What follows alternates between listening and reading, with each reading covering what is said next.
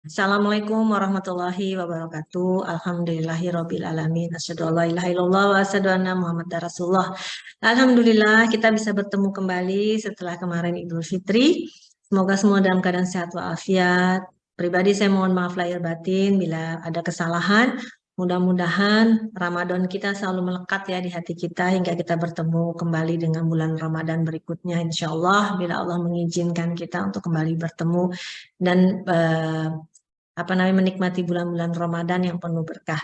Kali ini tema yang kita ambil masih berhubungan dengan Ramadan dalam arti yaitu bulan Syawal, bulan yang penuh berkah, bulan yang penuh dirahmati oleh Allah juga dan bulan yang tidak boleh kita sia-siakan juga.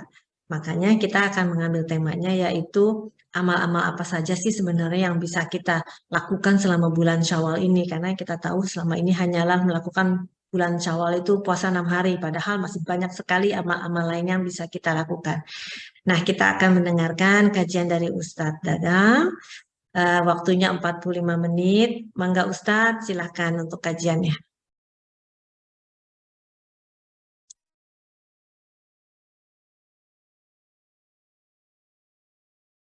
Assalamualaikum warahmatullahi wabarakatuh. Assalamualaikum warahmatullahi wabarakatuh. Alhamdulillah, syukur ala ni'amillah, wassalatu wassalamu ala rasulillah, wa alihi wa sahbihi wa mawalah amma ba'du. Faya ibadallah usikum wa nafsi bitaqwallahi wa ta'atihi faqad fazal muttaqun.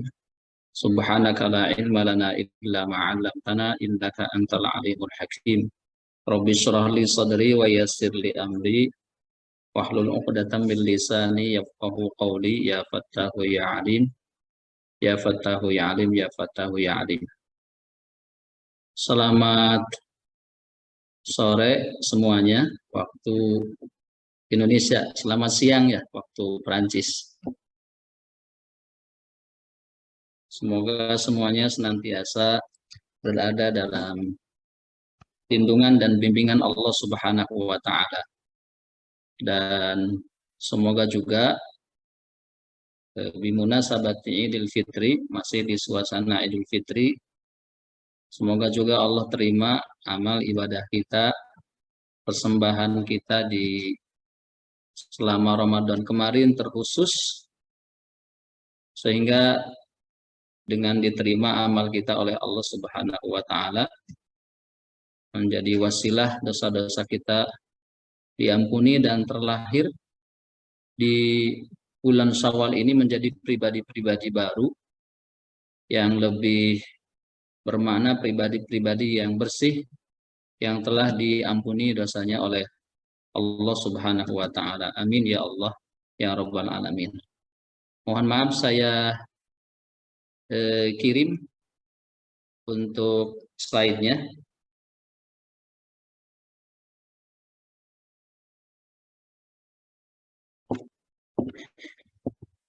Saudara-saudariku, ikhwan wal akhwat, saudara-saudara yang sama-sama saya hormati semuanya, teteh-teteh akang-akang, wilujeng lebaran, selamat Idul Fitri semuanya. Dan karena kita terlibat, walaupun mungkin tidak secara langsung, tentu saya pribadi yang banyak mengeluarkan kata-kata sangat berpotensi dan berpeluang untuk salah. Oleh sebab itu saya mohon dibukakan pintu maaf yang sebesar-besarnya atas semua khilaf dan salah. Semoga semuanya berkenan dengan tulus dan ikhlas memaafkan kesalahan-kesalahan saya pribadi. Mohon maaf jika ada kata yang tidak enak dan berkenan di hati. Baik, hari ini kita sama-sama insya Allah, saya masih coba kirim share ini ya untuk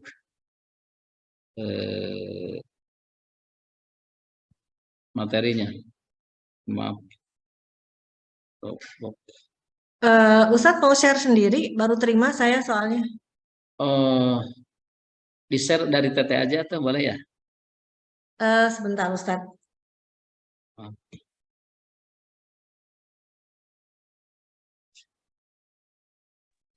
Teh Alfi bisa bantu Teh Alfi?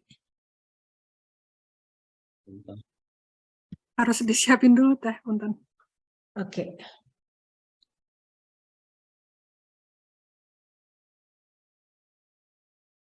Bentar, Ustadz.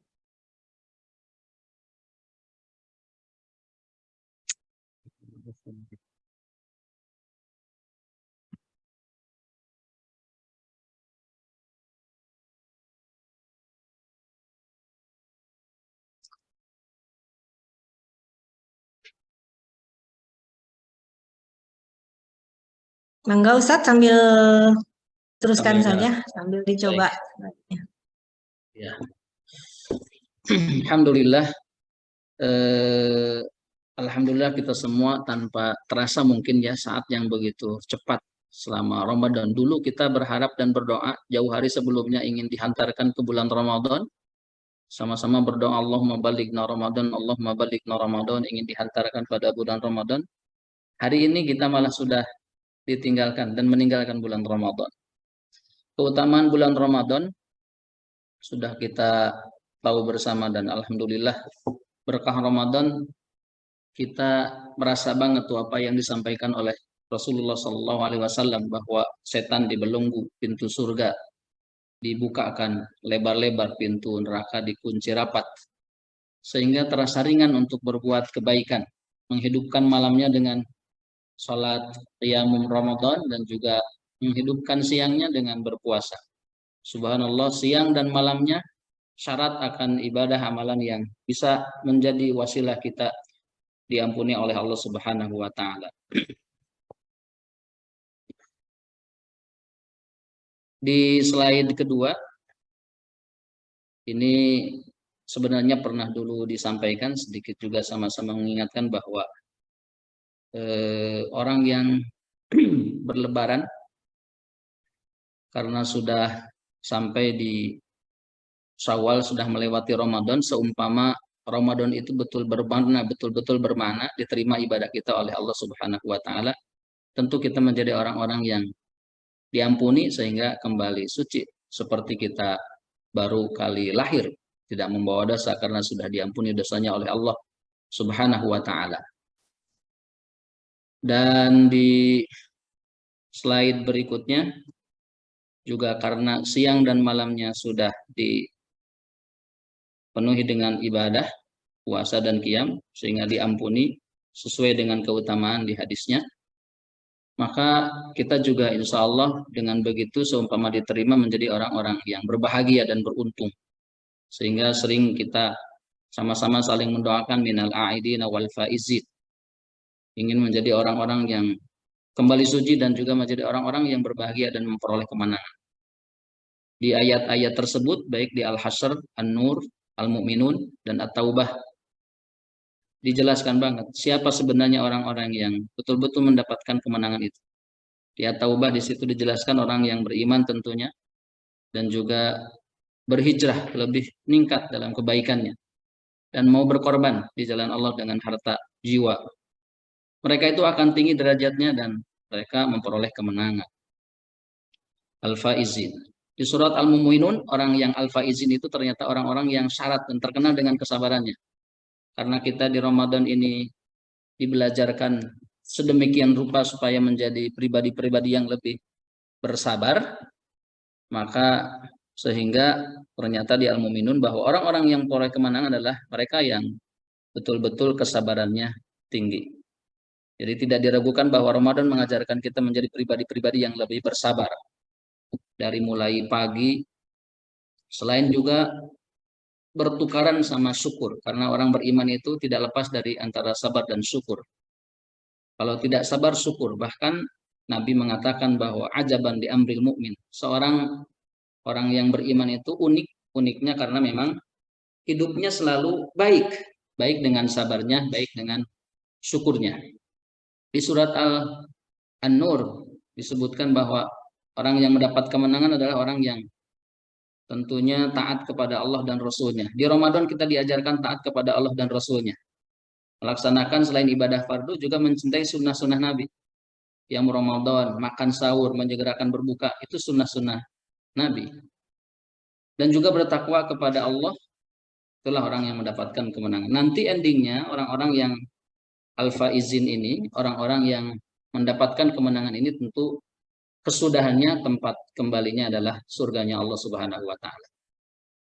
Baik, di slide berikutnya, setelah kita kenal siapa sebenarnya Al-Aidin Al-Faizin, sehingga sebenarnya pada akhirnya bisa disimpulkan siapa sebenarnya yang berhak berlebaran.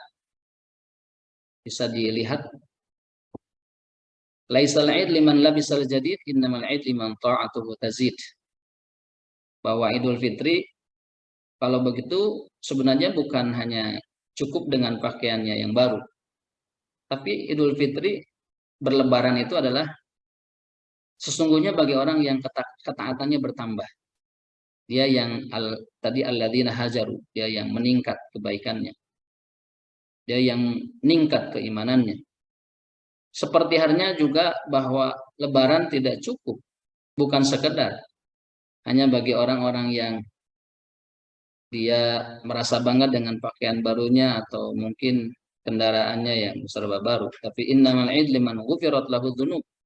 Orang yang betul-betul diampuni dosanya oleh Allah Subhanahu wa taala karena Ramadannya hidup dengan kebaikan. Dan pahala dari puasa serta qiyam Ramadan itu sendiri, kalau kita baca hadisnya sama-sama berefek pada apa? Diampuninya dosa oleh Allah Subhanahu wa taala. Sehingga dengan ini kita mudah-mudahan tidak termasuk menjadi orang-orang yang rugi. Orang yang rugi yang seperti apa? Pernah satu saat Nabi Muhammad SAW ketika hendak naik mimbarnya, satu naik mimbar dikatakan mendapatkan bisikan dari malaikat Jibril. Disebutkan raghiba an furajul, bahwa ada orang yang rugi. Siapa yang rugi? 3 yang bisikan kepada Nabi Muhammad oleh malaikat Jibril. Salah satunya adalah orang yang masuk ke Ramadan, Ramadannya keburu habis, dosanya belum diampuni oleh Allah Subhanahu wa taala. Dan orang yang seperti ini tentu hakikatnya bukanlah orang yang asli berlebaran. Asli berlebaran itu adalah ketika dia sukses menjalani Ramadan, menghidupkan siang dan malamnya, diterima amalnya sehingga diampuni dosanya, dan Idul Fitri karena diampuni dosanya dia kembali suci, kembali kepada fitrah seperti bagaimana dia awal mula dilahirkan. Saudara-saudariku ikhwan wa akhwat fillah, kita lihat di slide berikutnya. Jadi dengan ini insya Allah kita paham betul siapa sebenarnya yang berhak berlebaran. Nah, sebelum lanjut kepada apa yang kita harus jalani di bulan Syawal ini, mungkin kita boleh sama-sama berenung ya Teteh dan semuanya, akang-akang serta teteh-teteh. Kira-kira nih amal Ramadan kita yang kemarin tuh siang dan malamnya diterima apa enggak ya oleh Allah Subhanahu wa taala. Ini harus selalu menjadi bahan renungan yang jangan pernah dilewatkan. Karena kalau lihat bagaimana kekhawatiran sekelas para nabi, bahkan juga para sahabat, bagaimana mereka betapa khawatirnya, takut apa yang menjadi persembahan amal mereka itu tidak diterima oleh Allah Subhanahu wa taala. Di antara rasa khawatir yang harus selalu ada di diri kita adalah khawatir, takutnya apa yang sudah kita laksanakan, apa yang sudah kita jalani berupa persembahan amal kita kepada Allah itu tidak diterima oleh Allah Subhanahu wa taala. Sering disampaikan begini, kalau seorang istri, seorang ibu misalnya masak, walaupun sudah sebegitu enaknya, mungkin masih ada khawatir takut tidak dimakan, tidak diterima oleh suami misalnya ya. Itu urusan makan. Terlebih ini urusan kaitan amal, persembahan amal kita. Karena tidak ada jaminan sama sekali bahwa apa yang kita lakukan, amal-amal itu betul-betul diterima oleh Allah Subhanahu wa taala. Kita lihat betapa Nabi Ibrahim, sekelas Nabi Ibrahim, ketika dia sudah membangun Ka'bah, dikatakan di surah Al-Baqarah, dia masih berdoa kepada Allah, Rabbana taqabbal minna, ya Allah terima amal kami, terima apa-apa yang kami persembahkan, sudah membangun Ka'bah. Itu siapa? Nabi Ibrahim, sekelas Nabi, ada kekhawatiran. Bahkan seorang Imam Hasan Al-Basri dari kalangan tabi'in setelah generasi sahabat. Dia sering sedih ketika di hari Kamis katanya. Kenapa? Karena di hari Kamis itu kan hari diangkatnya amal, sepekan dinaikkan seperti hanya hari Senin. Disampaikan apakah amalnya nanti diterima atau tidak. Itu sekelas Imam Hasan Al-Basri. Sehingga kata sahabat seorang Abdullah ibnu Mas'ud dikatakan bahwa seburuk-buruk makhluk adalah orang yang hanya mengenal Allah di bulan Ramadan saja. Di luar Ramadan dia menjadi tidak kenal lagi siapa Allah. Hadirin jamaah rahimakumullah, sehingga mari sama-sama merenung tanpa kita harus merasa paling sempurna juga, bahwa patut menjadi renungan kita kira-kira amal yang kita persembahkan di bulan Ramadan itu diterima atau tidak. Untuk mengetahui apakah diterima atau tidak, ternyata ada ciri-cirinya. Ciri yang pertama dikatakan oleh Imam Ibnul Qayyim, wa min thawabil hasanati al hasanatu ba'daha, bahwa di antara ciri bahwa kebaikan kita itu diterima adalah ada kebaikan-kebaikan berikutnya setelahnya. Jadi seumpama Ramadan nih, kita di Ramadan rajin tilawah, baca Quran, rajin sedekah, rajin mencintai sunnah-sunnah Nabi, rajin menghidupkan malam. Maka kalau di bulan Syawal ini kita masih ada semangat untuk membaca Al-Quran, masih semangat juga untuk menghidupkan malam, masih semangat untuk beribadah mengabdi kepada Allah, masih semangat untuk bersedekah, walaupun mungkin sebut saja kuantitasnya lebih menurun, tidak seperti di bulan Ramadan, tapi setidaknya ada semangat untuk itu, masih ada kebaikan itu. Maka mudah-mudahan itu menjadi alamat tanda bahwa apa yang kita persembahkan di bulan Ramadan itu betul-betul diterima oleh Allah Subhanahu wa taala. Mari simak di surah Al-Lail ayat 5 sampai 7.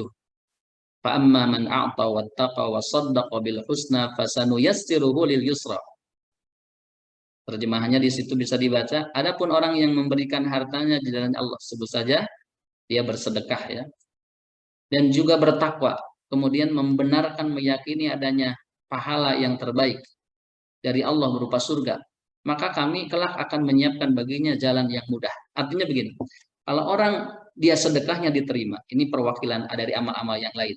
Takwanya diterima. Takwa itu upaya dengan melaksanakan segala perintah Allah dan menjauhi larangannya. Jika takwanya itu diterima, dan dia juga meyakini bahwa Allah menyiapkan surga berupa pahala dari Allah Subhanahu wa taala untuk orang-orang yang istimewa tentunya di sisi Allah, maka ciri bahwa itu semua diterima hasil dari keyakinannya, hasil dari ketakwaannya, hasil dari dia bersedekahnya, fasanuyassiruhu lil yusra.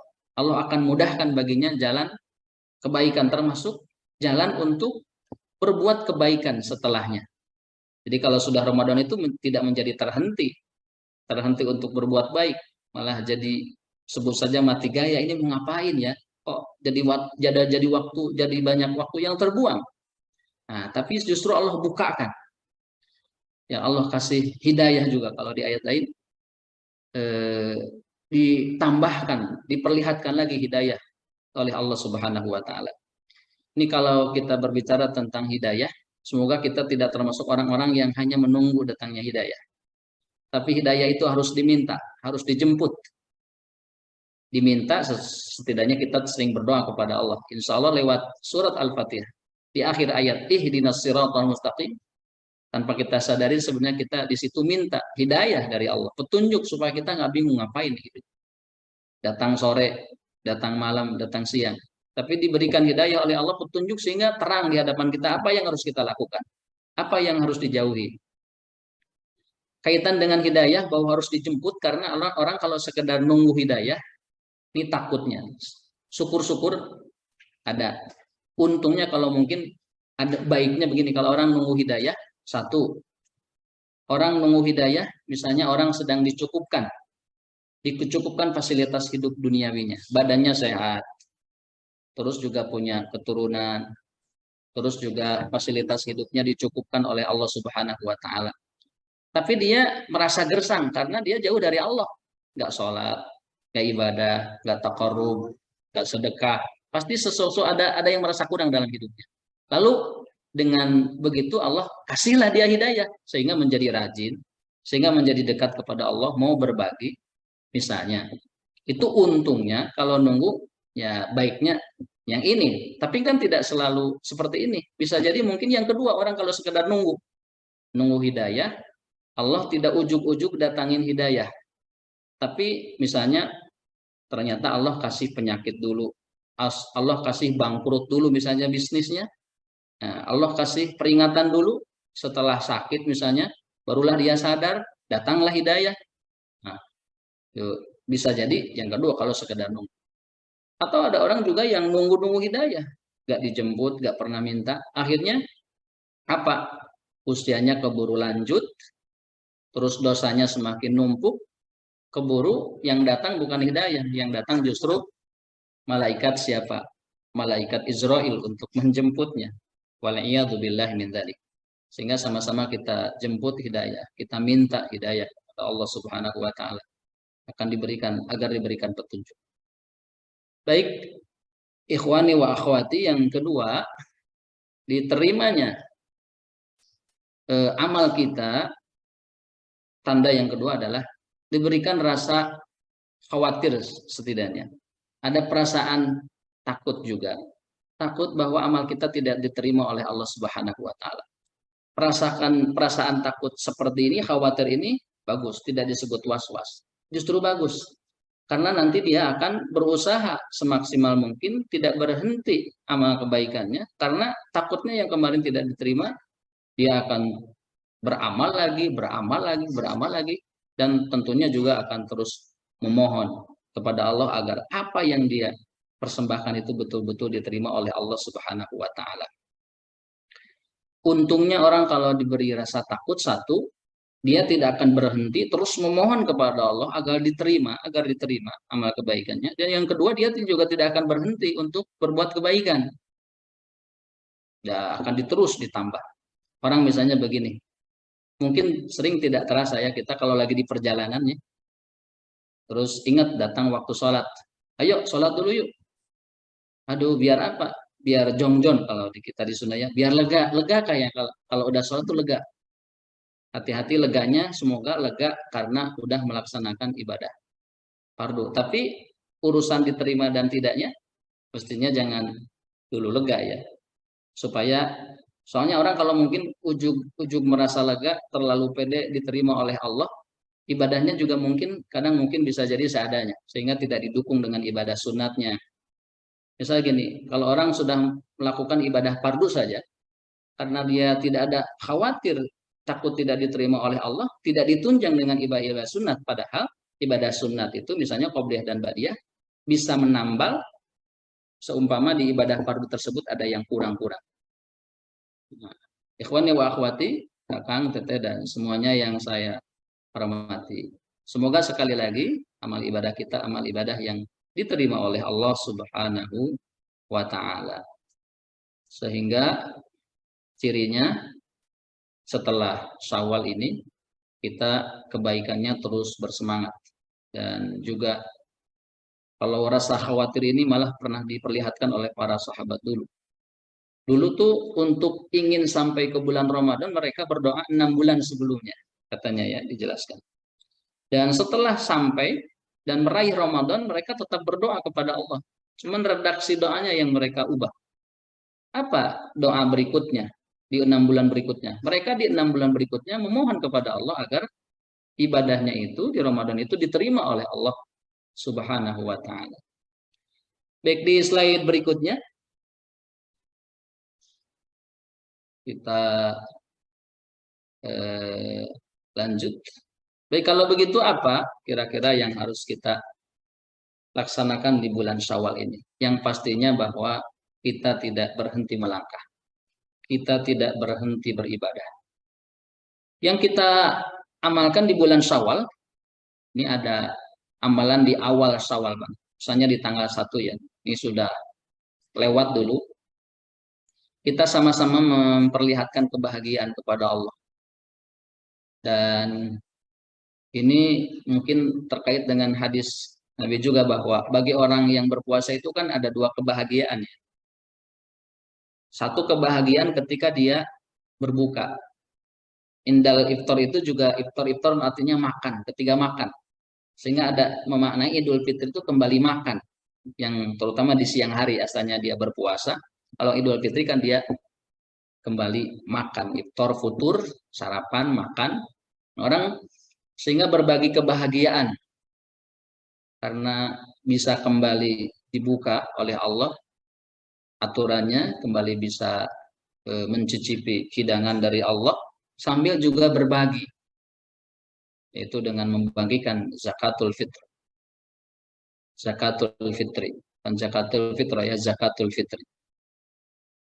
Dan di Al-Baqarah 185 di situ amalan untuk satu Syawal disebutkan walitukabirullah ala ma hadakum wa la'allakum tashkurun. Ada yang mengatakan bahwa turun ini seiring dengan Idul Fitri. Bahwa di Idul Fitri ketika sudah melaksanakan ibadah-ibadah perintah Allah, terutama yang di sini adalah puasa, maka diperintahkan untuk bertakbir, membesarkan Allah Subhanahu wa taala. Walitukabirullah ala ma hadakum. Malah takbir ini harus menjiwa bahwa kita membesarkan Allah, betapa Allah sudah memberikan kita hidayah ala ma hadakum selama bulan Ramadan. Sehingga kita sangat ringan untuk melakukan kebaikan, sangat ringan untuk bangun malam, sangat ringan untuk berbagi, sangat ringan untuk menghidupkan atau bertilawah, membaca Al-Quran, lebih dekat dengan Allah Subhanahu wa Ta'ala. Bersyukur juga sambil ada komitmen dalam diri untuk berubah terus menjadi lebih baik.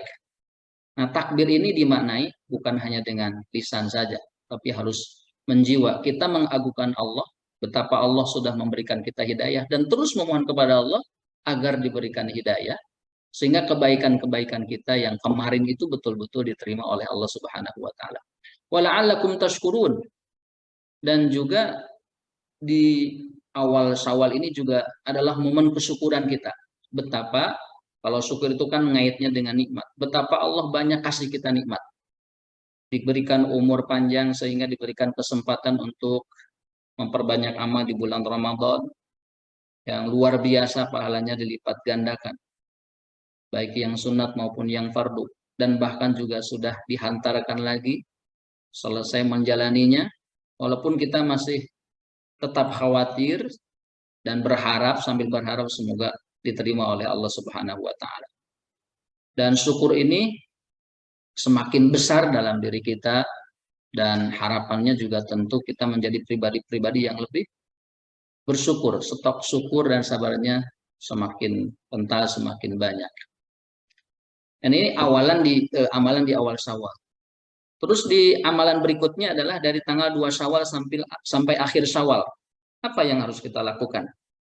Ini ada amalan khusus yang hanya kita jumpai di bulan Syawal saja, yaitu kesunahan puasa selama 6 hari.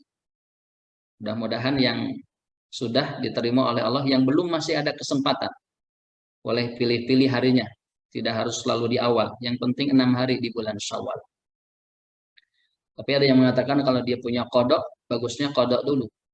Tapi juga ada yang mengatakan seumpama kita mengkodoknya di bulan Syawal, diniatkan insya Allah pahalanya double. Tapi tentunya secara terpisah itu lebih bagus dan lebih besar pahalanya. Baik, jadi puasa 6 hari di bulan Syawal. Rasul man shoma Ramadan tsumma atba'ahu sittan min Syawal kana qasiyamid dahri.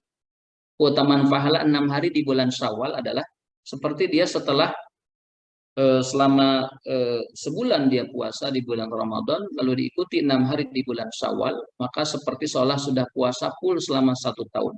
Dengan hitung-hitungan bahwa 1 hari pahala puasa itu dilipat gandakan menjadi 10 pahala kebaikan. Berarti sebanding dengan 10 hari. Jadi kalau 30 hari, berarti kita sudah puasa 300 hari. Nah, 60 hari lagi adalah dengan 6 hari Syawal yang sebanding seharinya dengan 10 hari. Karena pahala al-hasanatu bi asyri amsalihha. Dengan 10 kali lipat, bahkan bisa lebih.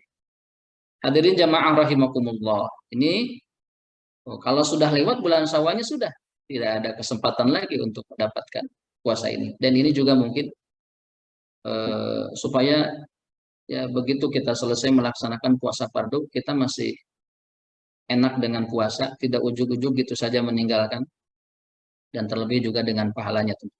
Dan yang terakhir ini juga yang tidak kalah penting, ada amalan ini Syawal sampai pasca Syawal, jadi seterusnya. Kalau yang tadi cuman awal, kalau yang kedua hanya sebatas di bulan Syawal.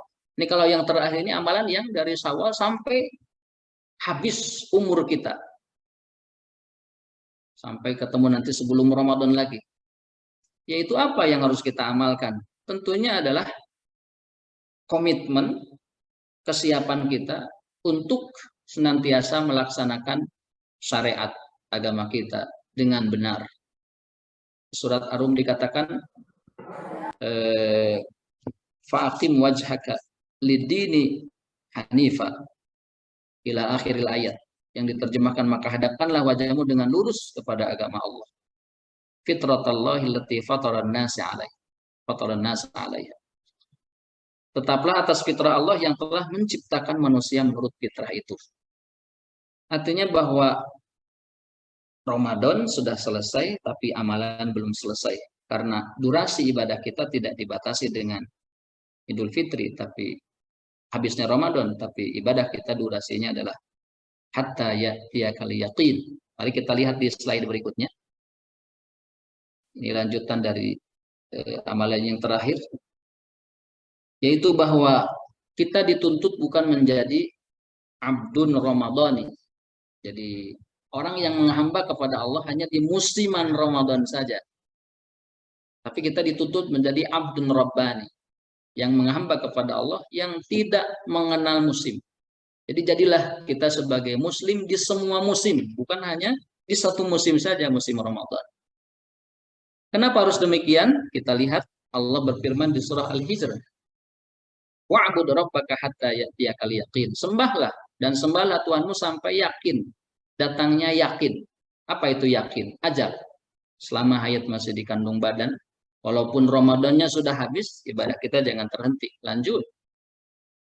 Di surat An-Nahl 92. Dan janganlah kamu seperti seorang perempuan yang menguraikan benangnya yang sudah dipintal dengan kuat menjadi cerai-berai kembali. Ada seorang perempuan, dia mengurai benang, menyulam menjadi sebuah karya, tas misalnya, lalu sudah rapi, diacak-acak lagi, dicerai-berai kembali. Padahal untuk menjadi sebuah karya itu hasil keringat, hasil capek, hasil mujahadah.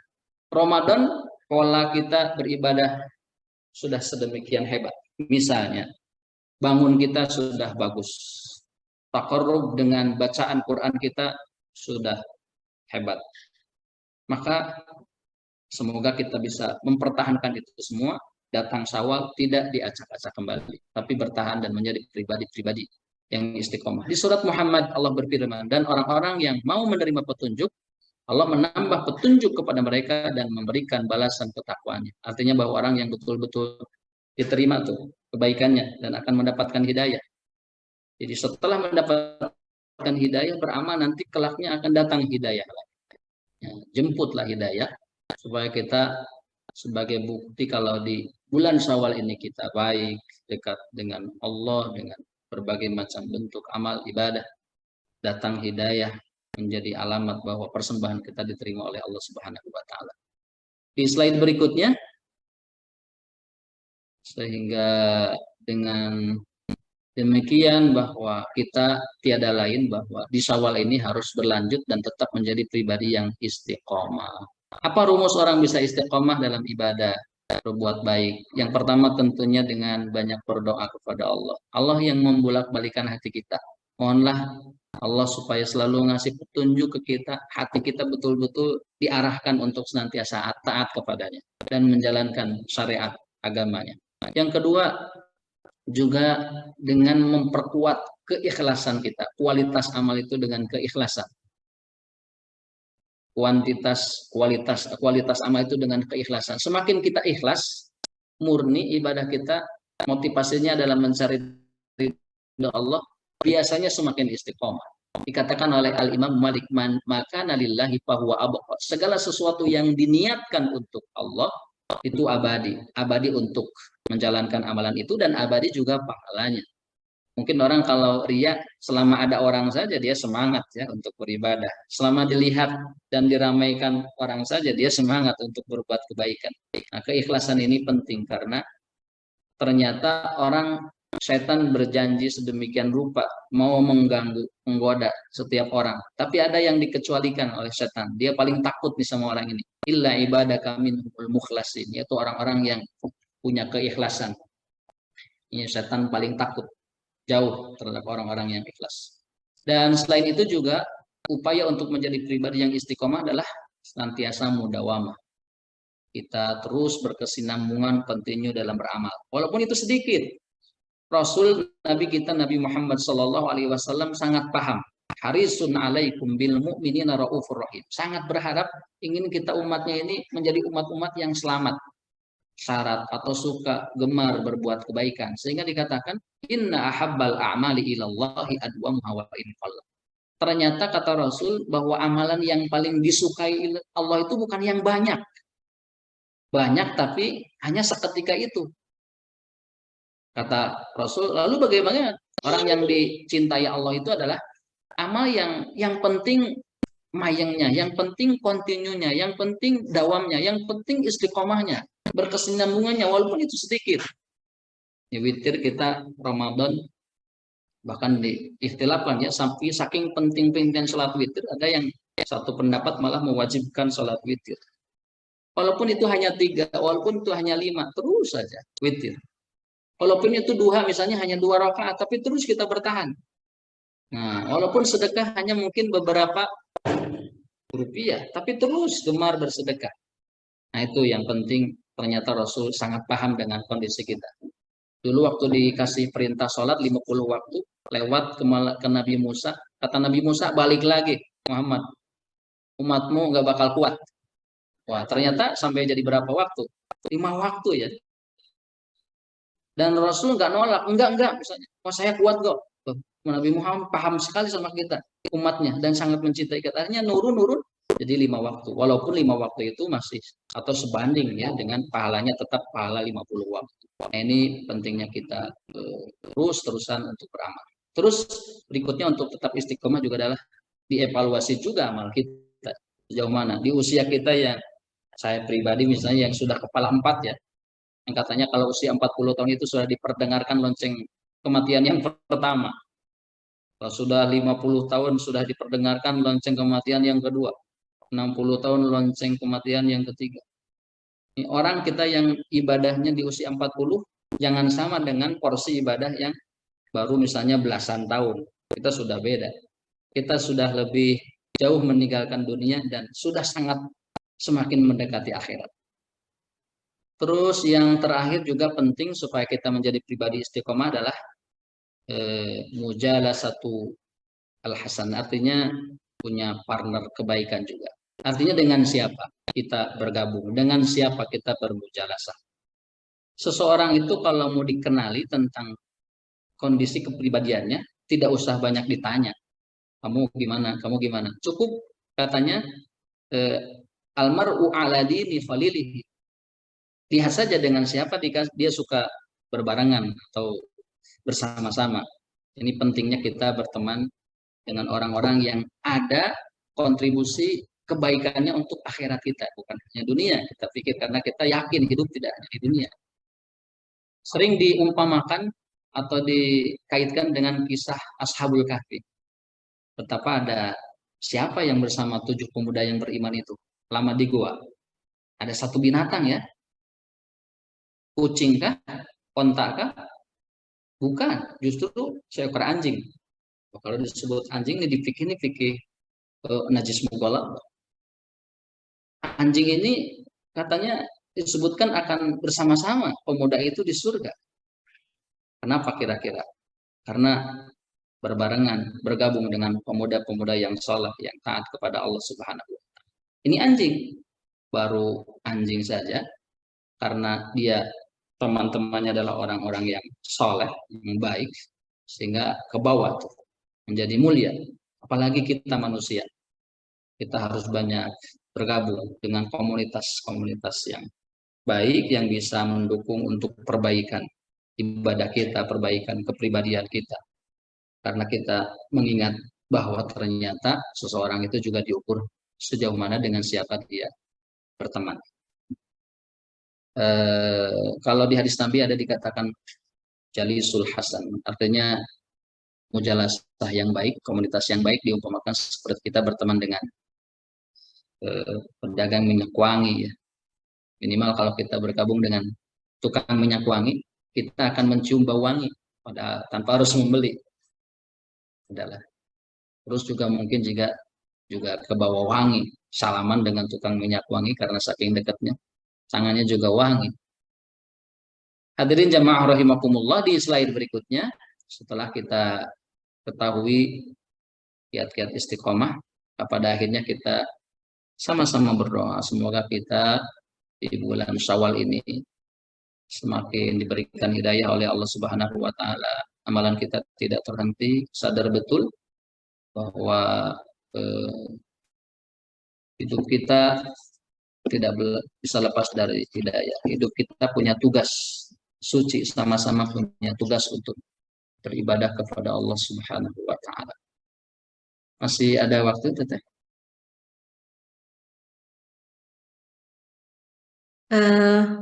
Sudah pukul 11.22, Ustadz. Masih ada yang ingin disampaikan?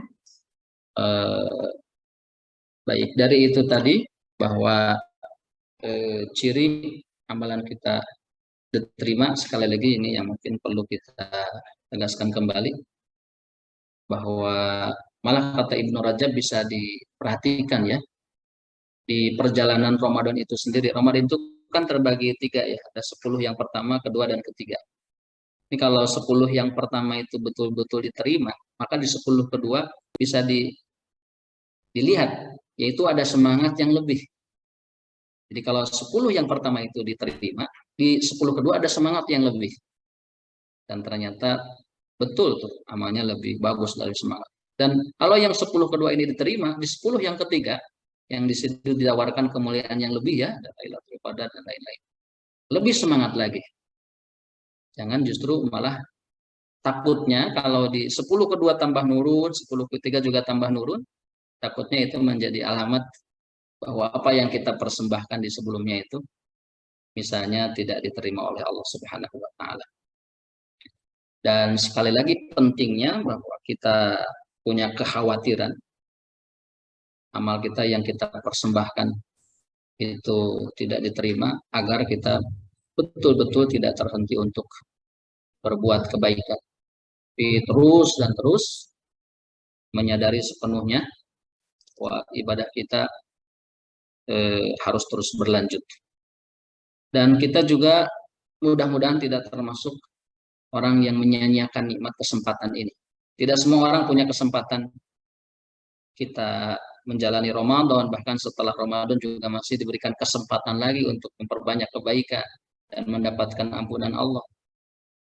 Kata Imam Sya'rawi, seorang mufassir dari Mesir, kalau kalian berharap dari Allah, berharaplah dan mintalah agar diperlihatkan berharganya sesuatu itu sebelum dia lewat. Misal, kita ada jatah hidup. Hidup ini berharga nggak sih bagi kita? Kalau berharga, semoga Allah perlihatkan kepada kita betapa berharganya nikmat hidup ini. Sehingga tidak disia-siakan. Jangan malah tahu-tahunya hidup ini berharga setelah kita mati. Kalau sedekah misalnya. Sedekah itu berharga nggak sih? Oh, berharga. Betapa ada digambarkan orang yang kata Allah di akhir surah Al-Munafikun tuh, berinfaklah kalian dari apa yang kami berikan. Sebagian saja, nggak semuanya. Jangan menjadi orang baru kalau sudah mau didatangi malaikat Israel, habis nyawanya, dia meronta-ronta minta ditangguhkan kematiannya supaya bisa sedekah dulu. Ini berarti semasa hidupnya dia tidak merasa, tidak melihat betapa berharganya sedekah itu. Nah, kita ingin kita hidup sekarang diperlihatkan betapa berharga nikmat itu. Dan diperlihatkan kepada kita betapa berharga sedekah ini, pahala sedekah ini. Jangan sampai setelah tidak ada yang bisa disedekahkan baru sadar, wah kenapa saya dulu nggak sedekah ya? Dulu nggak sadar sih betapa berharganya sedekah itu. Terlebih ini dengan kesempatan hidup kita di dunia dan kesempatan juga mendapatkan ampunan dari Allah Subhanahu wa taala. Dan juga masih banyak kesempatan-kesempatan lain. Kita tidak ingin tentunya menjadi orang-orang yang merugi. Kita ingin menjadi orang-orang yang beruntung. Orang-orang yang setiap tarikan nafasnya ini menjadi bermakna. Setiap detik dalam hidupnya betul-betul perlu diisi dengan kebaikan.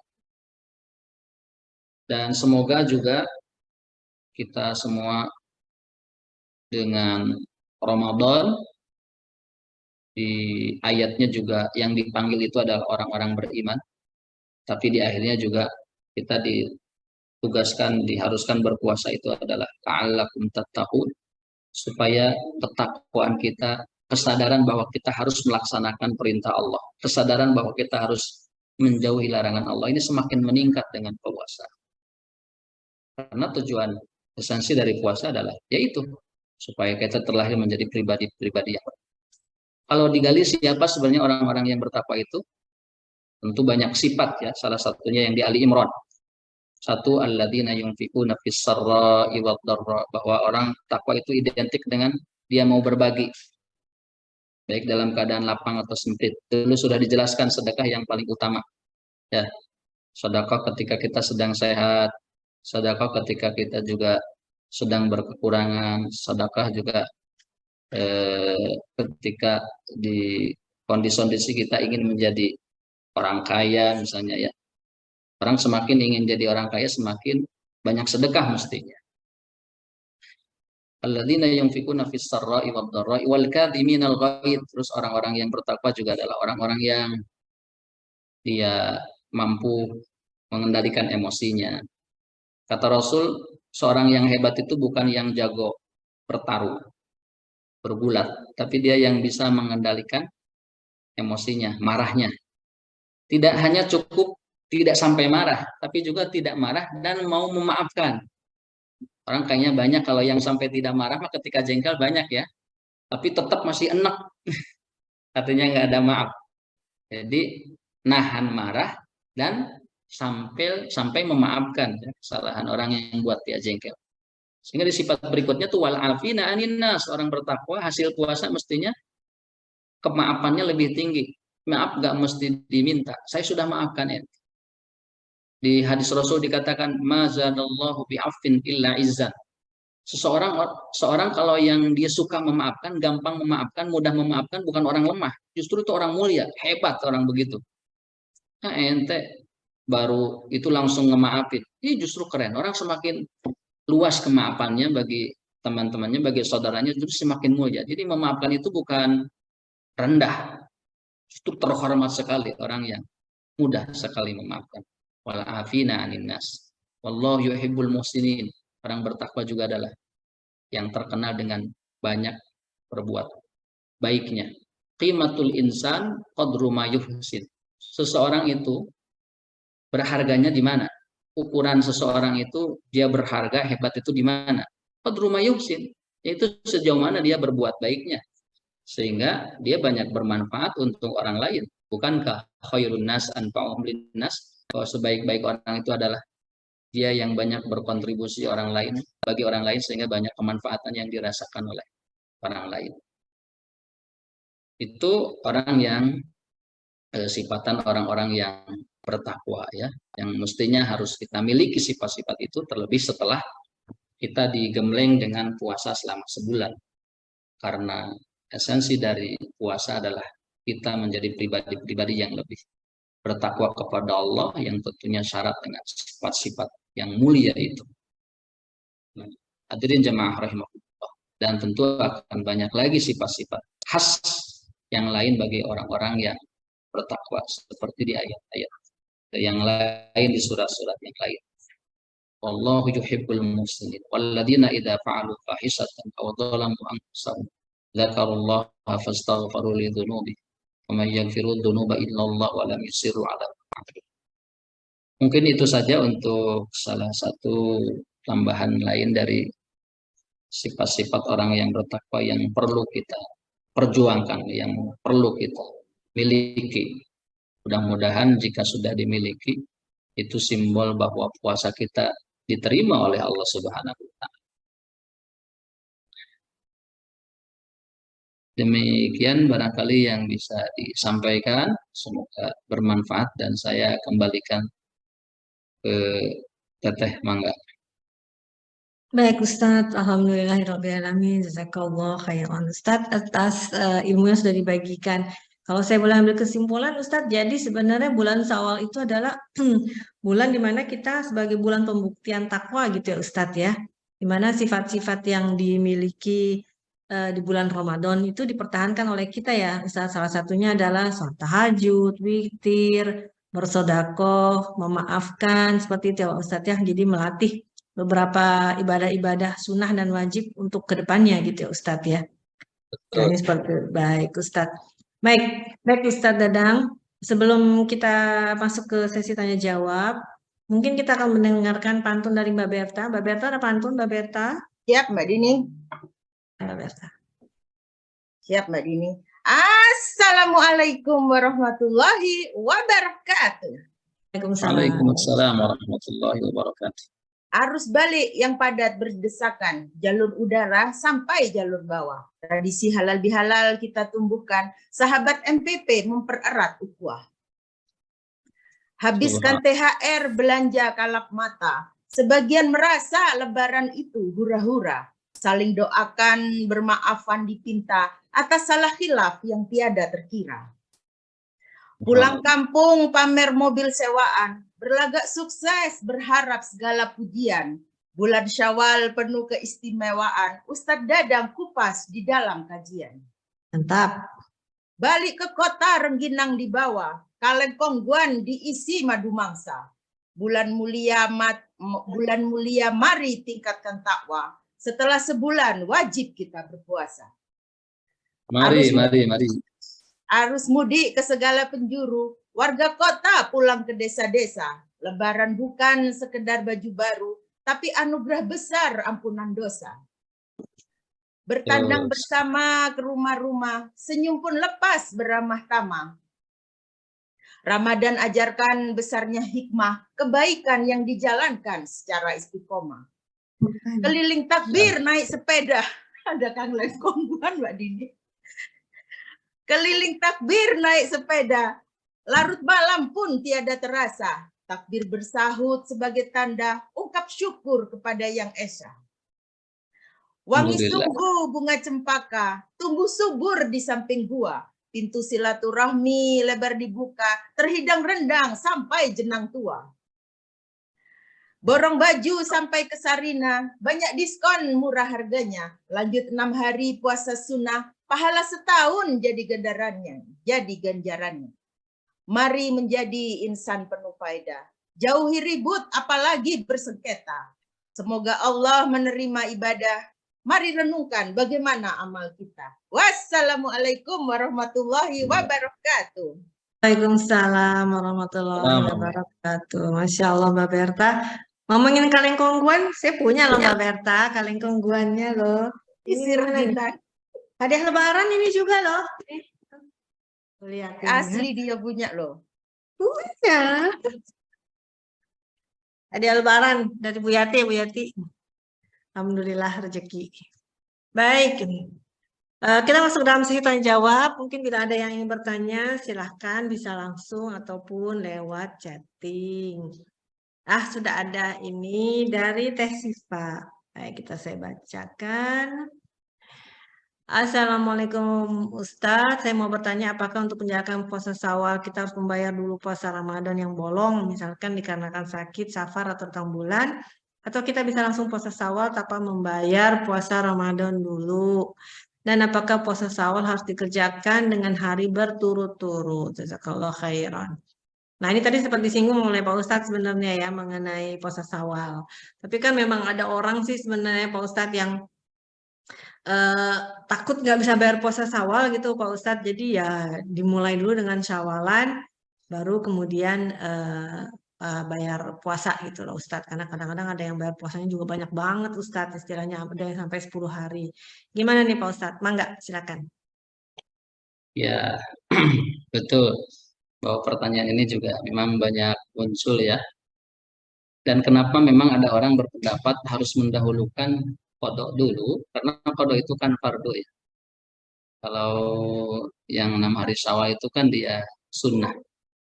Dan kan kita nggak tahu, kita nanti kebagian umur nggak ya untuk misalnya setelah misalnya didahulukan 6 hari Syawal ya, saking sangat kecintanya kepada sunnah. Nanti masih ada nggak ya usia kita untuk mengkodok yang fardunya? Kan kita nggak ada yang tahu. Sehingga di situ memang prinsip fikih bahwa yang fardu itu memang harus selalu diutamakan ya, harus selalu dikedepankan. Sehingga menurut satu pendapat itu, ya, itu bahkan ada yang menggolongkan, udah kalau kita yakin niat puasa atau mengkodok, saking semangat dan juga kita memang cinta ingin dapat yang sunatnya, selalu kebagian kebaikannya, walaupun pada akhirnya misalnya nggak kebagian ya, misalnya keburu tutup usia, misalnya. Nah, jadi memang menurut pendapat yang lebih sih, khususnya memang yang bolong-bolong dulu ya, itu dulu. Apakah harus dikerjakan setelah berurutan? Tidak juga. Ya. Apalagi misalnya banyak acara keluarga kan juga jadi alasan ya. Walaupun memang kalau orang tua sih mereka sangat komitmen begitu hari ini Lebaran besok udah mulai dan terus. Dan itu memang lebih bagus, lebih afdolnya begitu.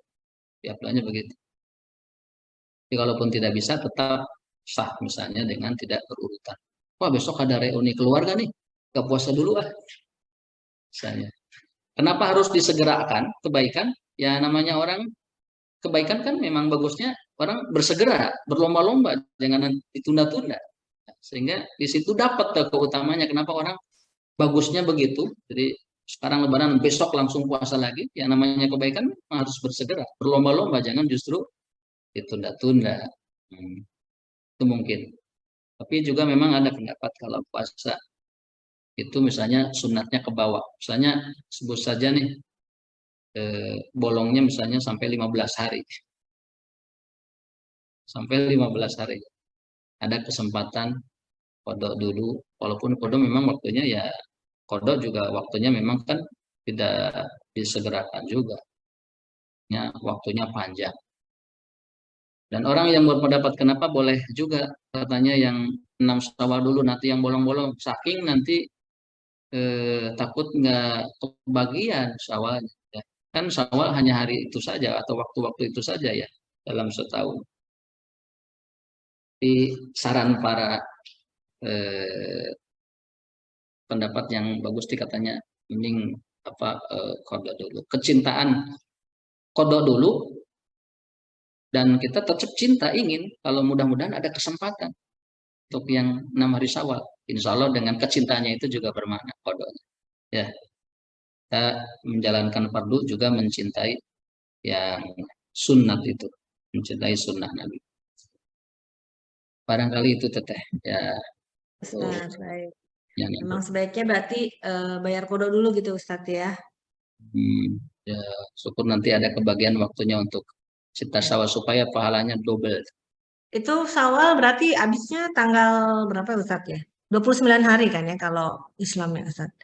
Berarti tanggal 20 Mei gitu ya Ustadz ya habisnya. Iyalah. Ya, Soalnya saya juga belum selesai Syawalnya seperti kata Ustadz. Ada aja gitu Ustadz ya. Besok juga saya udah pergi keluar kota jadi nggak bisa lagi gitu kan, mau Syawalan nggak bisa lagi gitu kan. Jadi Syawalnya masih belum bisa kayak orang-orang berurutan gitu, masih mencrak-mencrok gitu loh Ustadz ya. Pengennya sih memang langsung tapi ya itu jamuan makan itu loh Ustadz di mana-mana. Baik. Lanjut pertanyaan berikutnya Ustadz. Nah, pertanyaan dari Mbak Berta mau nanya seperti ini. Kalau puasa yang 6 hari itu kita ambil sengaja Senin dan Kamis di bulan Syawal, apakah kita dapat juga pahala Senin Kamisnya walau nggak pernah puasa Senin Kamis sebelumnya? Gimana nih Ustadz? Ya, dapat insya Allah. Dapat Sengaja ya. di Saninnya ya. Kita kan Setiap bisa Ustaz, hitung ya, Senin lihat. Kamisnya ada berapa berarti ya? Berarti kalau sebulan ada 8 ya. Ambil 2-nya, insya Allah. Dapat juga pahalanya, insya Allah. Pahala Baik. syawalannya. Baik Ustadz, jadi kita pada saat kita niat puasa Syawal, kita niatkan juga puasa Senin Kamis kan sunnah, bisa Ustadz ya, sunnah sama sunnah digabungkan gitu ya Ustadz ya. Bahwa ya. Kalau misalkan sunnahnya Kalau nggak sampai 6 hari gitu namanya Ustadz, itu gimana? ya gimana? Kalau sunnahnya nggak sampai 6 hari itu gimana Ustadz? Ternyata bisanya cuma kebagian 3 hari gitu. Itu afdal nggak Ustadz? Gimana? Allah maha memberi pahala ya, insya Allah kalau kebaikan pada cuman kan di hadisnya sitan ya, sitan upayakan sempurnakan 6 gitu, tidak dikurang-kurang. Kalau pahala mah insya Allah dapat, tapi ya kesunahnya 6 jangan dikurang-kurang. Nggak ada diskon gitu Ustadz ya. Baik. Baik, ada pertanyaan berikutnya Kak. Kita lihat masih ada Kak pertanyaan. Masih belum ada balik. Silakan kalau yang mau bertanya ya, mumpung masih bisa bertanya. Ustadz, tadi Ustadz menyinggung mengenai kita cemas apakah puasa kita diterima gitu Ustadz. Apakah kita mendapatkan Lailatul Qadar kayak gitu ya Ustadz ya. Itu saya sampai sekarang masih cemas gitu Ustadz. Misalkan doa saya itu sama ya buat Lailatul Qadar. Ada doa spesial yang sebenarnya saya panjatkan gitu Ustadz. Karena saya mikir gini, apa memang saya nggak dapat Lailatul Qadar gitu, walaupun tiap tahajud selalu bangun gitu ya Ustadz ya, walaupun selalu doa gitu.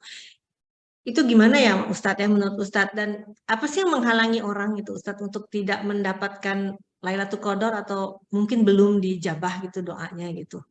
Gimana Ustadz? Walaupun kita mungkin sebagai manusia sudah berusaha gitu, bangun tengah malam, tahajudan, terus Quran, tadarusan sampai tengah malam, melakukan juga 10 malam terakhir gitu. Itu apa yang menghalanginya, itu apa Ustadz kira-kira? Nuhun Ustadz. Ya, rasa khawatir itu justru memang kebaikan ya. Justru kenapa kita terus-terusan berusaha bangun malam, ya itu karena dari rasa khawatir itu. Kalau rasa khawatir itu nggak ada, wah takutnya kita nanti udahlah merasa pede diterima, udah nggak sholat lagi misalnya, nggak bangun lagi. Nah, kalau perasaan itu ada khawatir seperti itu bukan was-was, justru bagus supaya kita mau terus berupaya. Adapun yang ya itu tadi, jadi kalau memang ciri diterima itu ya kebaikannya terus lanjut. Selama kita terus berlanjut kebaikannya, ya mudah-mudahan ini alamat bahwa kebaikan kita betul-betul diterima oleh Allah Subhanahu wa taala. Sambil memastikan bahwa apa yang kita konsumsi yang sekiranya bisa menghalangi keabsahan ibadah kita dipastikan halalnya dan juga pendukung-pendukung lain. Karena di ayat juga dikatakan innama yataqabbalullahu minal muttaqin, bahwa Allah hanya menerima amal-amal itu dari orang-orang yang betul-betul bertakwa. Orang yang bertakwa pasti dia konsisten untuk melaksanakan perintah Allah. Tidak hanya musiman. Dan juga disampaikan begini, Allah, ini yang harus dipertegas bahwa memang tidak ada jaminan sekali lagi bahwa amal kita diterima. Artinya apa? Supaya kita mau terus-terusan berupaya dan berdoa tentunya kepada Allah agar diterima, terus nggak berhenti amalnya. Kalaulah bahwa semua amal itu diterima, katanya tidak mungkin Rasul setiap pagi dia berdoa begini, Allahumma inna nas'aluka ilman nafi'a wa rizqan thayyiba wa amalan mutaqabbala. Di situ apa yang diminta? Ya Allah, saya minta ilmu yang bermanfaat, rezeki yang baik, dan juga amal yang diterima. Rasul saja setiap hari katanya suka nggak pernah lewat tuh baca doa ini, minta amal yang diterima. Saking ya kita harus khawatir bahwa karena kekhawatiran inilah yang akan melahirkan kita akan terus-menerus mengabdi kepada Allah dan tidak berhenti untuk beramal kebaikan. Dan tadi sudah disampaikan bahwa kebaikan itu diterima, salah satu cirinya adalah bahwa kebaikan itu terus-menerus. Ada kebaikan-kebaikan setelahnya. seperti begini, haji mabrur ya. Katanya patokan seseorang haji itu disebut mabrur, atau kalau perempuan mabruroh, itu dilihat setelah dia pulang dari haji. Kalau dia lagi hajinya bagus itu ini mah tidak jadi penentu juga bahwa dia mabrur. Tapi lihat setelahnya. Setelah dia berhaji misalnya, lebih nyaman dia sholat misalnya dengan sholatnya, terus lebih nyaman dia dengan berbuat baiknya, lebih enak ternyata dia dengan sholatnya, sehingga semakin rajin setelah haji itu. Nah, itu berarti itu patokan mabrurah begitu. Kita Ramadan rajin, alhamdulillah dikasih hidayah. Itu juga katanya menjadi ukuran bahwa kita betul-betul diterima. Nah, ukurannya itu sekarang ini, setelah Ramadannya tuh, apakah dia konsisten dalam kebaikannya, konsisten misalnya untuk mendekatkan diri kepada Allahnya. Jika itu yang diperlihatkan, maka mudah-mudahan peluang besar diterima oleh Allah Subhanahu. Saking kita harus terus-menerus. Dan tadi kenapa kita harus ada khawatir itu? Ya satu, supaya tidak berhenti berdoa agar diterima. Yang kedua, tidak berhenti juga beramal. Terus-menerus. Demikian barangkali teteh ya disampaikan.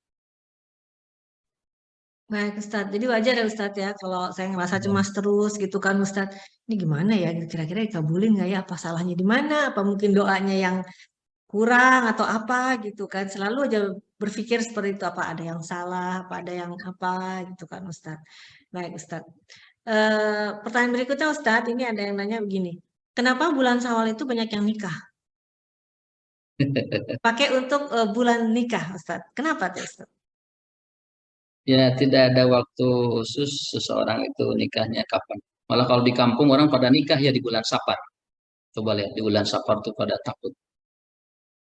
Padahal tidak ada juga waktu yang tidak dibolehkan menikah. Mungkin karena habis Lebaran kali ya. Yang pastinya bahwa tidak ada hadis juga bahwa nikah lebih utama di bulan Syawal, misalnya dibanding bulan Ramadan. Mungkin orang sudah, atau ada mungkin dia ngumpul rezekinya siapnya di bulan Syawal. Banyak juga yang di bulan haji ya nikah. Kira-kira kenapa ya? Yang pastinya kalau nggak salah tidak ada tuh hadis yang bahwa nikahnya di bulan Syawal lebih abdul. Ya, ada. Ini tuh lebih kepada ada orang yang mungkin khususnya di Indonesia ya lebih awalnya di bulan Syawal terus diikuti, wah enak juga kayaknya di bulan Syawal nih. Habis pada ngumpul lagi, belum pada ke kota lagi, belum pada nyamba lagi misalnya. Rezeki juga ada nih di bulan Syawal, enak. Sehingga pada ikut tuh di bulan Syawal. Ini lebih ke itu kayaknya, diikuti rame lah. Orang kan juga kadang karena rame jadi merasa lebih enak nyaman. Padahal di bulan apapun nikah. Ada malah yang jawab kata teteh mungkin libur panjang bisa jadi karena libur panjang bagi yang berlibur. Barangkali gitu teteh mungkin ya. Nikah yang pastinya kapan juga nikah insya Allah. Baik, tidak ada waktu yang buruk insya Allah. Baik, insya Allah Ustadz. Baik Ustadz, bulan Syawal juga dipakai untuk silaturahmi ya Ustadz ya.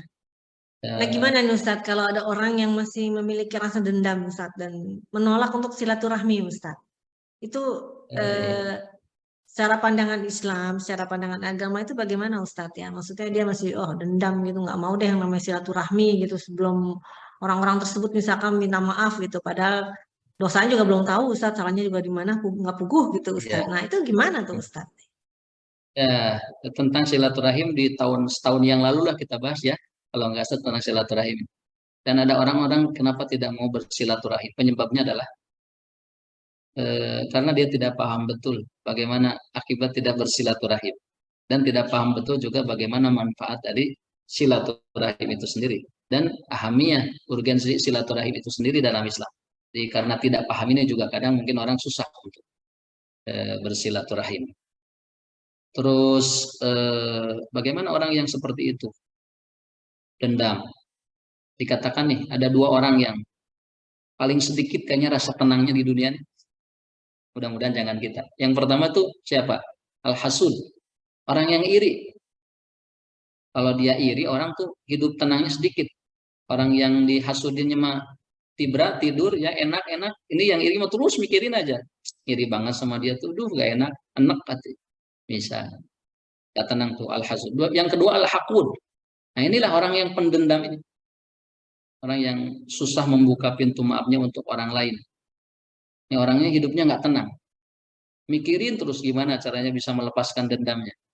Dan mau lewat ke situ, wah gak enak takut ketemu dia. Akhirnya ambil jalan walaupun lebih jauh. Nah, sengsara banget orang nggak tenang hidup. Bagaimana orang ini menurut agama? Orang yang nggak mau maafin.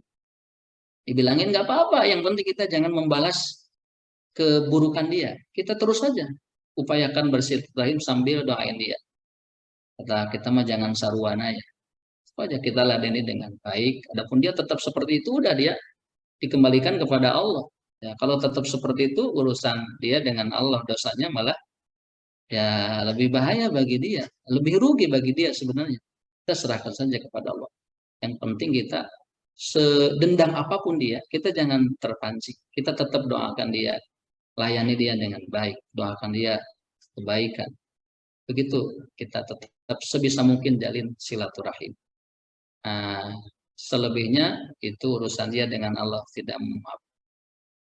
Dikatakan kan kita takhallaqu bi akhlaqillah, berakhlaklah kita seperti akhlaknya Allah. Allah itu Maha Pengampun. Lah kita makhluknya malah pendendam, tidak mau memaafkan. Seperti teladani, Allah Maha Pengampun, kita Maha Pemaaf pada sesama. Dan itu tadi bahwa orang justru semakin memaafkan, maka dia semakin mulia. Dan kalau ditarik kebalikannya tuh, semakin dia pendendam, dia semakin rendahan orang itu. Rendah di sisi Allah, di mata Allah. Momennya kita di Idul Fitri memang maafan, tapi ketahuilah bahwa permaafan ini bukan hanya di Idul Fitri. Mungkin karena orang pada kumpul saja ya, banyak semua ini kesempatan emas, silaturahim dijalin. Silaturahim itu juga tidak hanya dengan bermaafan. Ada bentuk banyak bersilaturahim. Dikatakan sil rahimaka bimalik fa in qalla malu au bakhilta bimalik famshi ilaihi birijlik. Sambungan silaturahim bisa dengan hartamu. Orangnya nggak datang tapi kirimannya ada nih, transferannya. Itu ikatan silaturahim juga. Walaupun jauh ya. Fa in qalla malu, hartanya ada tapi nggak cukup, atau ada tapi saya bakhil. Famshi ilaihi birijlik, minimal datengin. Nih, ucapin salam aja. Silu, kalau silul arham walau bisalam ya, walaupun dengan mengucapin salam itu ada bentuk banyak silaturahim. Dan pentingnya silaturahim kita diingatkan kembali itu. Di Allah perintah takwa kepada Allah, juga di situ setelahnya adalah perintahkan kita menjaga silaturahim. Nah, demikian Teteh untuk menyikapi orang yang masih pendam tidak memaafkan. Ya, itu urusan pribadinya dengan Allah, yang terpenting kita jangan terpancing. Tetap baikkan dengan dia sebisa mungkin. Baik Ustadz, baik. Alhamdulillah. Terima kasih atas ilmunya. Semoga kita menjadi orang pemaaf ya Ustadz ya, karena memaafkan jauh lebih mulia ya Ustadz ya. Insya Allah. Baik. Pertanyaan berikutnya Ustadz, mungkin ini pertanyaan terakhir karena waktunya juga, yaitu bagaimana sama orang Muslim saling bermusuhan, maksudnya saling bermusuhan, sedang yang dicintai justru malah orang yang suka maksiat. Karena dia punya prinsip campur dengan pelacur aja suka, maksudnya bagaimana ini Teh Bintan? Apakah bisa langsung saja dengan campur dengan pelacur aja suka, mohon dijelaskan. Ya. Ya. Sesama Muslim bermusuhan, justru Maksiat sama senang. orang yang bermaksiat mungkin Iya. dia tidak bermusuhan. Oh, iya, maksudnya begini. Ini suatu organisasi kan, biasanya saling beda pendapat begitu. Nah, terus dia bilang itu kita kan mengingatkan, ayo kita menjauhi maksiat. Kita kan mengajak menjauhi maksiat, bukan benci orang yang maksiat. Wong kita sendiri pernah berbuat maksiat. Nah, maksud kita kan begitu. Nah, jangan benci orang maksiat. Bercampur dengan pelacur aja kita mau. Nah, prinsipnya begitu. Terus bagaimana itu, Ustaz? Sedangkan kita yang sama-sama muslimah mengingatkan ayo menjauhi maksiat. Begitu. Terus sekarang itu yang didukung itu justru malah orang-orang yang berbuat maksiat. Ya. Dianggap kita itu yang menasehati, dianggap kita itu benci gitu loh. Maksudnya begitu. Paham? Bagaimana itu, Ustaz? Prinsipnya bagaimana? Mohon dijelaskan. Betul. Ya. Apakah begitu itu bukannya justru malah mengizinkan maksiat? Ya. Baik, silakan Ustaz. Baik, seumpama ada kemaksiatan, kita diamnya saja, diam tanpa ada rasa inkar dengan hati. Itu kita diamnya berbahaya ya. Dan tanda setuju dengan kemaksiatan itu. Artinya kalau kita tidak bisa maka ada alternatif untuk dakwah ini. Katakan dalam hadis bahwa seumpama melihat kemungkaran, ya sebisa mungkin kalau dia punya kebijakan dengan jabatan. Atau dia misalnya punya kemampuan, keberanian, paham juga dengan nasihat dengan lisannya. Nah, kalaupun memang misalnya tidak dengan itu semua, artinya takut beresiko, tapi minimal hati ini harus tetap punya keingkaran bahwa ya kita pribadi sebenarnya nggak rela karena itu memang dalam agama kita dilarang. Ya, sambil kita mendoakan kebaikan orangnya dapat hidayah. Ya betul bahwa ada orang sementara yang seperti mendukung.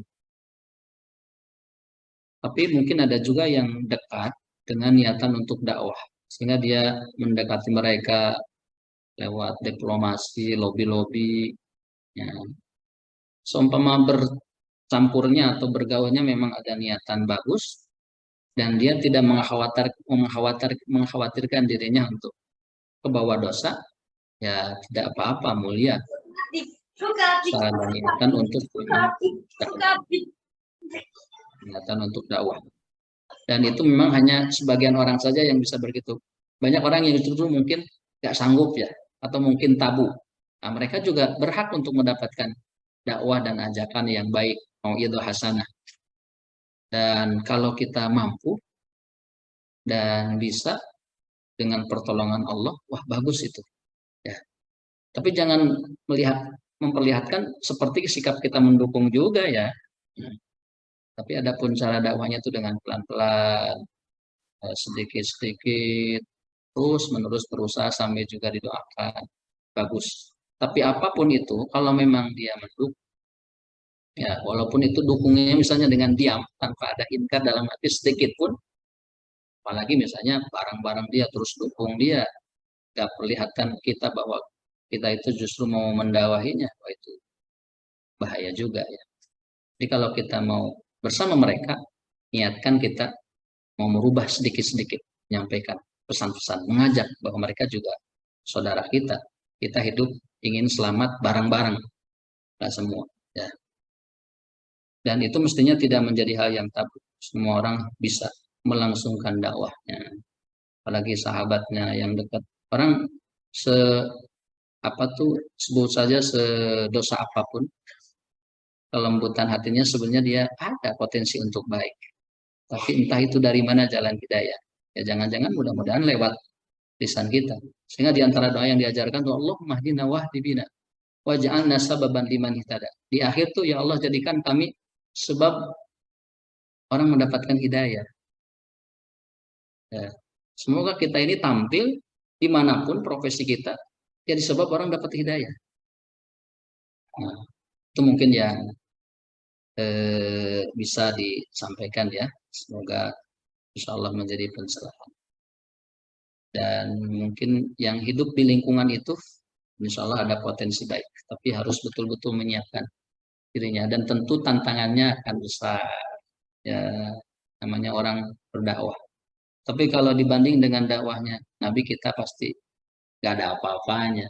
Dakwah zaman sekarang pasti ya tidak lebih berat dibanding dengan perjuangan para nabi, para teladan kita. Demikian Teteh, mungkin. Baik Ustadz, Masya Allah. Ini sudah jam 12 Ustadz. Terima kasih atas ilmu dan juga tadi jawab dari pertanyaan beberapa sahabat-sahabat kita ya Ustadz ya. Masya Allah ilmunya hari ini luar biasa. Jazakallah khairan Ustadz. Mungkin bisa ditutup Ustadz dengan doa bagi kita semuanya juga supaya mendapatkan hidayah selalu dan istiqomah Ustadz. Mangga Ustadz. Baik, mari kita sama-sama memohon bermunajat kepada Allah Subhanahu wa taala. Mohon untuk kebaikan bagi kita semua, saudara-saudara kita, orang tua. Kemaslahatan kita di dunia dan juga kemaslahatan kita di akhirat. Allahumma amin ya Allah ya Rabbal. Bismillahirrahmanirrahim. Astaghfirullahaladzim, astaghfirullahaladzim, astaghfirullahaladzim. Asyhadu an la ilaha illallah wa asyhadu anna Muhammadar Rasulullah. Allahumma shalli ala sayyidina wa ala ali sayyidina wa barik wa sallim. Allahumma amin ya Allah ya Rabbal alamin. Bismillahirrahmanirrahim. Alhamdulillahi rabbil alamin. Hamdan yuafi ni'amahu wa yukafi mazidah. Ya Rabbana lakal hamd kama yanbaghi li jalali wajhikal karim. Sultan. Allahumma shalli ala sayyidina Muhammad salatan tunqina biha min jami'il ahwal wa taqdi lana biha jami'al hajat wa tahhirna biha jami'as sayyi'at wa tarfa'una biha indaka 'ala darajat wa tuballighuna biha aqsal khairati fil hayat. Allahumma ighfir lana dhunubana wa liwalidayna warhamhum kama rabbawna shighara. Ya Allah, ampuni dosa-dosa kami, dosa-dosa kasih mereka kasih sayang seperti mereka menyayangi kami. Allahumma hadina wa hdi bina waj'alna sababan Rabbana taqabbal minna innaka antas samiul alim. Tub 'alaina innaka antat tawwabur rahim. Ya Allah, terimalah persembahan amal kebaikan kami, jadikan itu semua sebagai bekal bagi kami dan berikanlah kemaslahatan bagi kami di dunia dan juga urusan akhirat kami. Rabbana atina fid dunya hasanatan wa fil akhirati hasanatan wa baikanlah kami ya Rabb, dan juga baikanlah kami urusan kami di akhirat kelak dan selamatkan kami dari neraka. Rabbana hab lana min azwajina wa dzurriyyatina qurrata a'yun waj'alna lil muttaqina imama. Ya Allah, karuniailah kami putra-putri keturunan dzurriyyah yang saleh dan salehah, taat kepada Allah dan Rasul-Nya dan juga berbakti kepada kedua orang. Jadikan mereka orang-orang yang bermanfaat, memberikan manfaat dan menjadi kebanggaan bagi kami semua dan juga bagi Muhammad SAW sebagai Nabi. Rabbana zalamna anfusana wa idza taghfir lana tarhamna minal khasirin. Ya Allah ya Rabbana, berikan juga kami usia yang berkah, kesehatan yang berkah, hidup yang berkah, dan mudahkanlah semua urusan kami untuk berbuat baik dan beribadah kepadamu. Rabbana atina fid dunya hasanatan wa fil akhirati hasanatan wa qina adzabannar wa sallallahu ala sayyidina Muhammad wa ala alihi wa sahbihi wa sallam. Subhana rabbika rabbil izzati amma yasifuna wa salamun alal mursalin walhamdulillah. Salukal ijabah. Bismillahil Fatihah. A'udzu billahi minasyaitonir rajim. Bismillahirrahmanirrahim. Alhamdulillahi rabbil alamin. Arrahmanir rahim. Maliki yaumiddin. Iyyaka na'budu wa iyyaka nasta'in. Ihdinas siratal mustaqim. Siratal ladzina an'amta 'alaihim ghairil maghdubi 'alaihim. Waghfir lana wa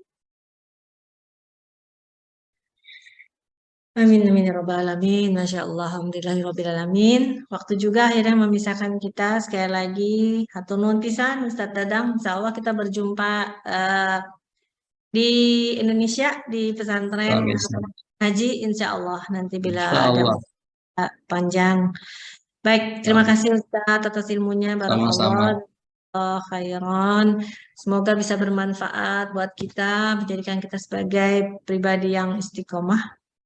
Semoga bulan Syawal ini membuat kita juga tetap bersemangat ya, sahabat para sahabat, untuk tetap berbuat baik, mumpung masih ada kesempatan. Mari kita melakukan puasa Syawal. Buat yang masih banyak utang, silakan membayar utang. Alhamdulillah saya udah nggak ada utang lagi Ustadz. Jadi sudah dikasih kesempatan sama Allah untuk melakukan Syawal. Kalau nggak melakukan juga udah kebangetan namanya. Kali mungkin seperti itu ya, kali kata Allah. Baik Ustadz, terima kasih sekali lagi. Insya Allah kita bisa bersilaturahmi untuk berikutnya. Terima kasih buat semuanya yang sudah bergabung tadi. Mohon maaf lahir batin bila ada kesalahan, baik tutur kata ataupun bahasa tubuh. Terima kasih semuanya. Mari kita tutup bersama kajian ini dengan subhanakallah Allahumma wa bihamdika asyhadu alla ilaha illa anta astaghfiruka wa atubu ilaik. Wassalamualaikum warahmatullahi wabarakatuh. Terima kasih untuk semuanya, Teh Alfi, Mbak Berta, Ustadz, dan juga para peserta. Sama-sama. Assalamualaikum warahmatullahi wabarakatuh. Waalaikumsalam warahmatullahi wabarakatuh.